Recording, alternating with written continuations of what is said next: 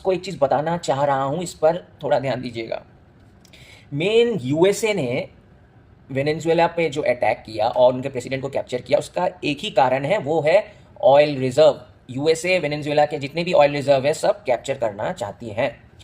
अब आप कहेंगे, आपके मन में ये भी प्रश्न उठ सकता है कि यूएसए के पास तो खुद भी अच्छे ऑयल रिजर्व, उनके देश में भी अच्छे उन्होंने ऑयल एक्यूमुलेट करके रखा है, ऑयल शेल भी है, ऑयल रिजर्व भी है, तो क्यों वो वेनेजुएला जैसे देश को कैप्चर करने के पीछे तुले हुए हैं। देखिए, एक चीज़ आपको समझना पड़ेगा हिस्ट्री से।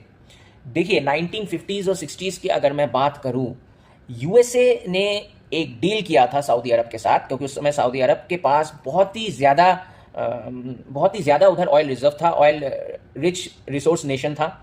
तो उन्होंने जो सऊदी अरब के साथ एक डील ठीक किया कि आप जो ऑयल प्रोडक्शन कर रहे हैं, आप ऑयल बेचो, लेकिन आप जितने भी ऑयल के ट्रेड कर रहे हैं वो डॉलर में ही आप करिए।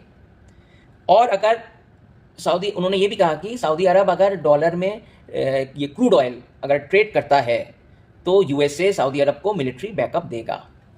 तो जिसके कारण क्या हुआ, ये क्रूड ऑयल के ट्रेड डॉलर करेंसी में, क्रूड ऑयल का ट्रेड डॉलर करेंसी में चालू हो गया, और जिसके लिए यूएस सरकार ने करेंसी बहुत छापना चालू कर दिया।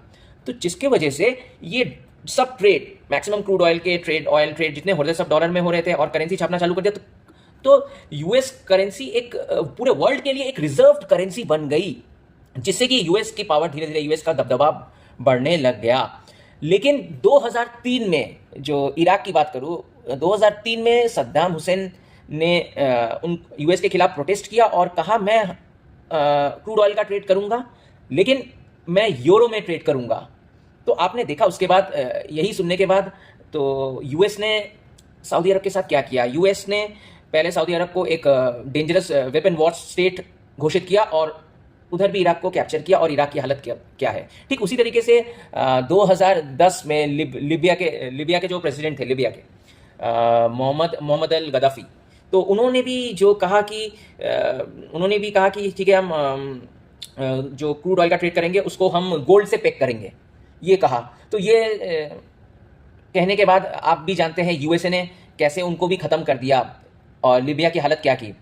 तो इसी तरीके से वेनेजुएला के जो प्रेसिडेंट थे, वो कुछ दिन पहले से ही वो बोल रहे थे कि हम जो है क्रूड ऑयल का ट्रेड करेंगे, हम चाइना के साथ अगर करेंगे तो हम युआन करेंसी के साथ करेंगे, अगर रशिया के साथ करेंगे क्रूड ऑयल तो हम रूबल करेंसी में ट्रेड करेंगे। तो यही कह रहे थे, और वो ब्रिक्स नेशन के साथ भी जुड़ना चाह रहे थे रिसेंटली, क्योंकि ब्रिक्स नेशन जो